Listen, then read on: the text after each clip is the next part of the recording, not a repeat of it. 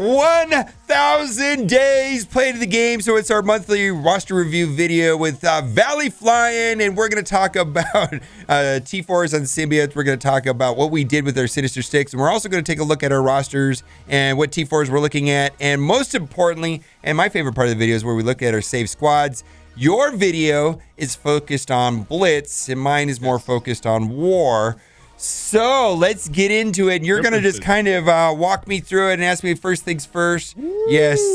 Hold on. Go to your other one. Let me see how many war MVPs well, I picked up one, but anyways, 997 days. So I'm going to cheat and still title the video 1,000 days. It's close enough. It's close enough. Yeah, By the time I know. A lot of people will be watching this. It will be 1,000 days. Yes. Well, that's correct. And yeah, that is what I want to see. We got to go into my player. I'm coming up on 9.8 million. Yeah, so close to 1,000, so close to 10 million. Two big milestones for your roster. Yeah, and then I picked up another War MVP, which is not easy to do in my alliance, without a doubt. I picked her up the other day, which I was kind of surprised. I had like 15 defensive wins. Emma, that is no joke, brother. Mr. Sinister, we also Doc Ock on defense, I think, had something to do with it. Just some little nuanced things in War, that, and I'm in the bridge, so I'm not a key room. I usually get left or last. I mean, that's like, there's like flight deck, and then there's like impressive. Then there's like cargo bay and bridge, that second tier before you get to the global nodes. And the global nodes are where the heavy hitters are.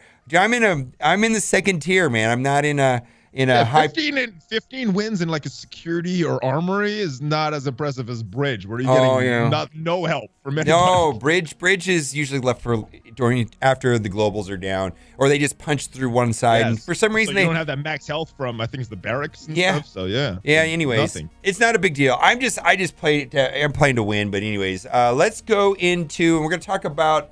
Let's talk about symbiotes first, because as you mentioned in your video, and I'm probably gonna have to.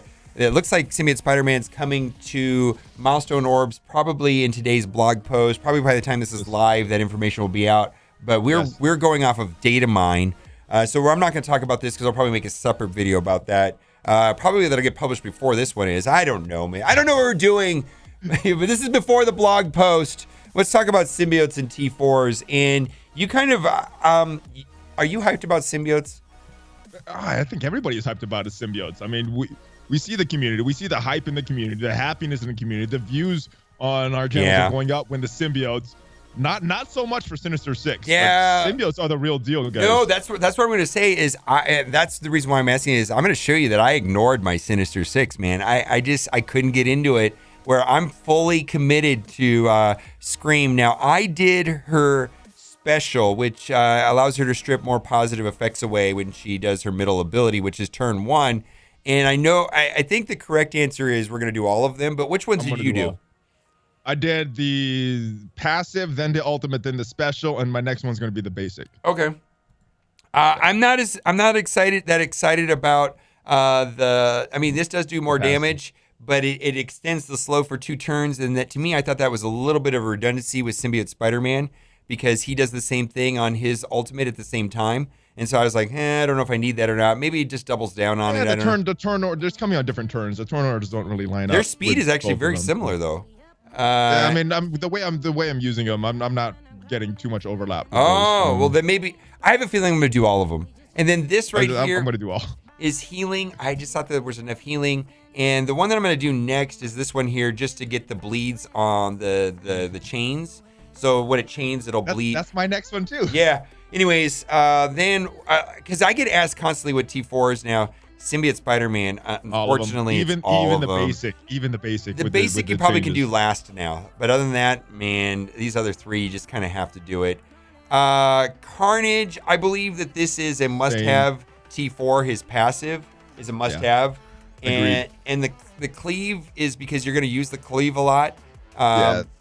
That's both of us, I think, did it based on usage, not as like the value of the T4, just because we're using it so much. It's kind of a luxury, and Venom, and I think Venom is going to be the worst symbiote. I hate to say that, and I only did this because the idea get a little bit more healing, and then he'll proc because he has to have health greater than 95% for the defense up, and so more healing means it's more likely to proc. And I was in a situation where it didn't proc, and I know I got screwed, and so I thought, well, I just need to get this going. But which one do you like? You like the special, right? I think the special was the best one, but the passive does make sense. Getting the defense up for 2 turns if that healing is enough to get his health above 95%. So yeah, but yeah, just more bleeds is a lot of bleeds. They rely on their debuffs. I have a feeling that we're gonna get we're gonna be doing a lot more of the symbiotes when this guy comes out. Because he's around the corner here. It looks like he could be an event. Maybe he'll be a mini milestone event. What do you think he's gonna be? I agree. Just based on the data mines and the timing of the mini milestone characters and who we already how we already have release methods for characters. I think She-Hulk is gonna be a blitz. We'll see in the blog post later. We got an event for Scream, and the other release method that they use is milestones. No, and I don't. Yeah. This is not the full milestone event, like the gold milestone event, like Symbiote Spider or Emma. This is like Teenage Warhead, Cyclops, Ghost Rider. I think Namor was a Namor. But anyways. Yeah, so we're now calling them the mini milestone events that usually happen every 4 months. And Halloween last year was Ghost Rider, so this makes sense for Halloween. We'll see. We'll know shortly, I'm sure. We're probably jumping the gun. I did want to talk about Sinister Six. I've actually been focusing this month on, of all things, X-Force. Just because of availability. Like recently they became fully available, so I decided to start doing them now, where you probably did them months ago, but I probably won't start working on my Sinister Six until Swarm and Electro are farmable. And so I just wanted to show what I did. I did the passive and I did the ultimate. Okay. Passive and the special. I'm actually currently have them on defense and war. Just because I think they're confusing to use. I think they're probably better on offense, but I think people might I'm just hoping that somebody will underestimate them or not see the value in, because he heals a ton, right? Yeah, he's tricky. He's tricky too, because you're getting a 6-on-5 matchup in most cases. Yeah, and so I have done none of the T4s. None. Yeah. None. Same. And that's kind of a trend for you. Waiting till teams become fully farmable before you start working on them and fully investing in them. So makes sense that you're going X-Force now. Yeah, X-Force. So X-Force is fully farmable, so I'm doing that. And I'll show you those just because we're talking about it. But probably when Swarm and Electro are fully farmable, then I'll start looking into T4s on them. It really bothers me to put T4s on characters that are handicapped because. I've got him. You can't see it because you're in the way, but he's a 3/4. He's a 3 red, 4 gold. It's just not going to cut it at 41,000. It needs to be at 60, 70,000. And, I'd rather be using my X-Force right now because they do all kinds of great things. I've been using them on, for the first time I took them against Asgardians. Do you use X-Force against Asgardians? The Asgardians I see are about 400, and my X-Force is probably about 250 or so. Not normally. All right, so a lot of passives here, passive and ultimate. And the reason for the ultimate is so that specifically against mercs, she goes first, and if you can get one of the mercs to drop below 50%, that means X23 gets the speed, and then she can ability block Taskmaster, probably double tap him and maybe even kill him. That's kind of the thing. That's the trick there. I can't see your gold and red on Negasonic. Negasonic, she is 4/6, and she will go to 7 soon. She's 4/6. X23 is 4/5, and she will be going to 4/6 here shortly. So I didn't put the T4s in until I could start farming, and they're just going to keep getting better and better as I start getting the gold stars on them. And look, I did 3 on her. Look, that's a lot of T4s. That is. Yeah, I'm committed. But she's a good character, so if you're getting the use out of her, Cable, not getting a lot of love. No, I don't know if he needs it. Lady Luck, Domino, just the passive. Need the passive, and then Deadpool, just kind of let him do his thing. Same. Yeah. So, anyways, let's go to the save squads, and we'll talk. You haven't switched these around for a while. I'm curious to see what you've done. All right, I did clean them up the other day, and I actually didn't know I with no thought of making this video, but I did clean them up a little bit. I did it last night, not even thinking we're going to do this till next week. So, perfect timing for both of us. All right, so first things first, we got our traditional. Now, this layout here is solely for Emma Marauders. Now, the thing about fighting Emma Marauders in war is at some point, what happens is that Strife ability blocks Call, and if Thanos is next to Call, he gets ability blocked also, and then you can't flip because you have to flip after Emma does the cleanse. You can't do it right away. And so you don't want Thanos next to Call versus Emma Marauders. And so that's the purpose of it set up here. And with this 5'11", how big are you able to punch up in war? Against Emma Marauders, I actually don't look. I've taken on everything. All right, so it doesn't matter. That's how strong they are. I mean, the matches are. The thing is you have to flip. So you wait for Emma to do the cleanse, and they all get immunity, right? And then you're kind of just waiting, and it's kind of scary. And then Thanos clones somebody, and then Strife does the ability block, and that's why you don't want Thanos to be ability blocked. And then Thanos flips everything, and then Proxima. If Proxima dies, there's a problem. Sometimes she dies before then, but if Proxima is still alive, you can stun Mr. Sinister, and you just clean up after that. So it's a very specific match. I have not been having a hard time with it lately. All right, well, we got a war tonight. Hopefully, I find one. All right. Here's the thing: is Scream now ruins these guys, and I have way too many resources. Asgardians. Yeah, Scream ruins these guys. I've got video footage of Scream just destroying this team in war. Anyways, Carnage is passive with Greg. I think is what's doing a lot of that. Oh well, yeah, but the risk of Asgardians versus Symbiotes is that you get stuck with 5 or 6 Gregs out there, and Hela's under stealth, and you just can't get around it, and it times out. To me before, that's you're like, oh, I'm gonna win. Like, oh, what is all these Gregs? Yeah, like, nothing's happening. Yeah, no, but Scream can chain through the stealth and get rid of the stealth on Hela. Yeah, and then you win, which is beautiful. Anyway, so that's the Scream is because the risk. Obviously, I know there's people in comments saying, well, they already were a counter, although they were a soft counter, and it was a high IQ play that could be done wrong, and there was a risk of timeout. Not so much anymore. Scream has eliminated that. This is not as good as a team as it was. Power creep, defense on war, bonkers, of course. She is so scary at high red stars right there. Jealous of that. There's a lot of stars you got on her. Yeah, so she's the way to go. She's one of my favorites. I actually Rack. No. He's a placeholder. Temporary. Anybody's fifth is a placeholder for anti-venom, but it's a placeholder. So I actually usually will go into war with Green Goblin, or Green Goblin just for more buff stripping. And that's for the Asgardian counter. Yeah, so he starts pulling the stealth and the buffs off of them every time one of the symbiotes takes turns. But he usually dies off, and then these guys just live. But he just dies off. Not a big deal. This is just a standard Nick Fury Coulson. Not a big deal. I've benched Wolverine just because I don't like him. I actually do like the idea that you use Psylocke with symbiotes. Yeah. It's kind of a smart idea, I think. Until anti-venom comes. Until anti-venom. There's no deviation really on this right here. That's just the way it goes. Same thing here. Now, I actually similar. Okay, no, well, actually, I'm not using this. At all. No, well, what happened is that because I put Sinister Six on defense, which is debatable, I just finding that I'm not using my Sinister Six on offense, and the decision was made that they're confusing to play against. Put them on defense, and so I pulled Young Avengers off of defense, which means that it freed up my Captain Marvel, and I actually slotted in Captain Marvel into this team.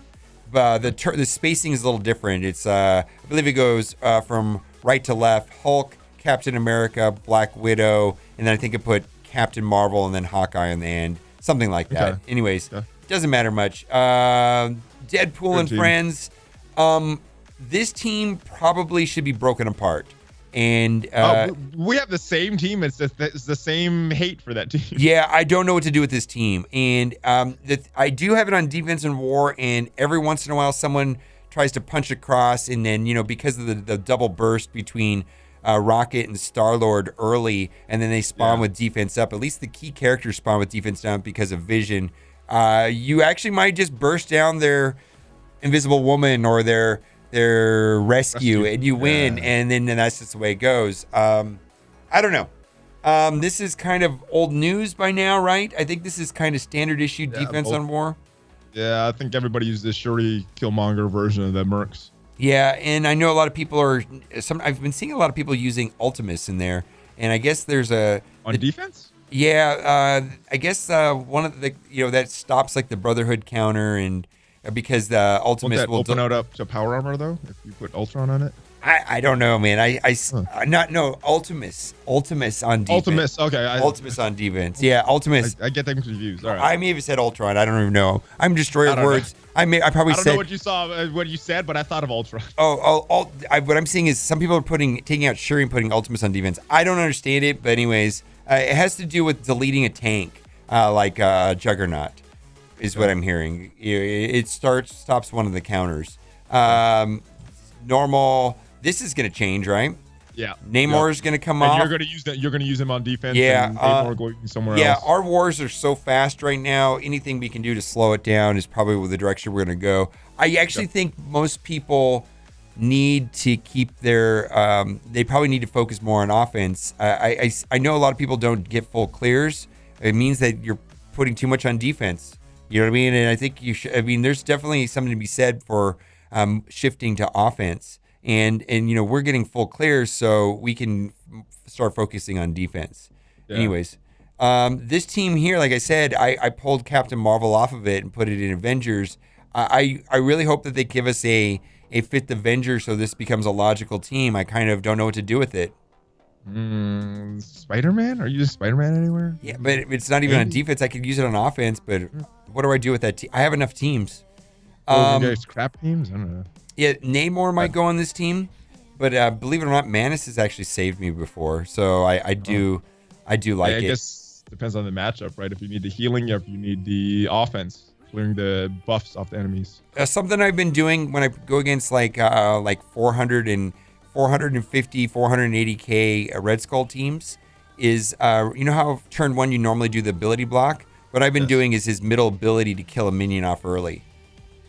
I used to do that. Now I'm doing the ability block on Red Skull. I think the battles end up the same. You're just going about it a different way. I find the battle. I feel like it. So what happens is I blow up the tank, and then the teammates can actually do a small amount of damage to Red Skull. You know what I mean? Because they're not really doing anything otherwise, right? And then all they're doing is killing the minions. You know what I mean? They're all, when Red Skull finally and it gives them death proof, and it kind of screws it up. So So when Red Skull actually summons the ones that you can kill, the rest of the team is just killing them off and not really doing anything. It's just waiting for Zemo to blow up everything. So all right, I might try that. I'm my Zemo make sure I take out the tank. Yeah, middle ability turn 1, take out a tank. Or whatever you can pick off. I hate this team. I like it more than you do. I don't like it, man. It's so inconsistent. I've been screwed so many times, but it seems like I can punch up 100k or I lose. It's all or nothing. It's all about rescue. Maybe build up your rescue on Ironheart. I don't know. She's gonna get upgraded soon enough. I think I'm ready to take her to 6 gold.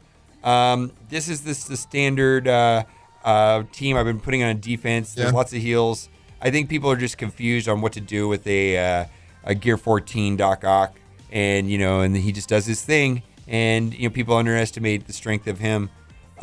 This team, Intron. Well, no, this is not really. Okay. I was wondering, you already got a bunch of counters for Asgardians.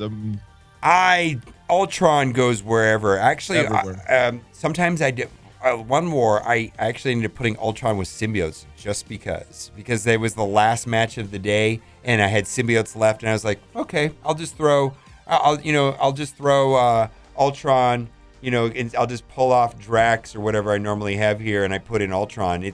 Ultron goes in about 5 different teams, so it just depends on the matchup. The power armor is a great one, taking out Iron Man and putting Ultron there. Sometimes you can do that with Defenders. You pull out Human Torch.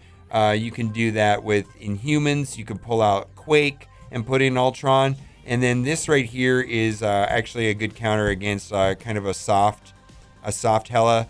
If they have a soft, if the Hela's not too big, you can actually go against But I'm seeing monster Hellas always now, so that doesn't... Hella can wipe out the whole team with their AoE, so that's kind of scary. Defenders are trash. Red Skulls are on defense. And then literally here is my just like tier 1 teams. Trash. All garbage. Just for like, like just getting through like the beginning of Blitz. Yeah. There's really... Fodder. Yeah, this is fodder. Or those even teams going to be a lot more valuable in December when you can just auto with those teams. Or well, see, I actually looking forward to this sim thing because then I'm actually have to think, and hopefully we have multiple tabs at that point so that I can have a Blitz tab and a War tab, and I can make a tab just for Blitz and try to identify teams that's simmable that win in 8.3, 8.2. It's going to become a chess match that I'm not willing to play currently today.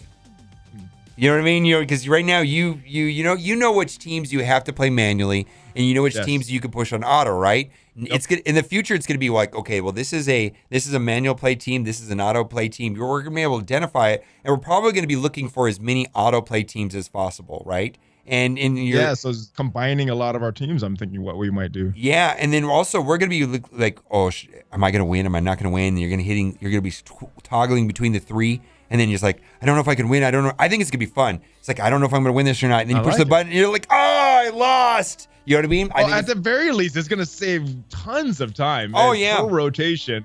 I'm thinking 30, 40 minutes per rotation is going to save. Oh, but people are going to be, you know how they cut it down to eight rotations a day? I bet you people are going to be logging in 8 times a day to do this now. Well, if it's going to take 5 minutes instead of 40, I know I am. Yeah, but that's still...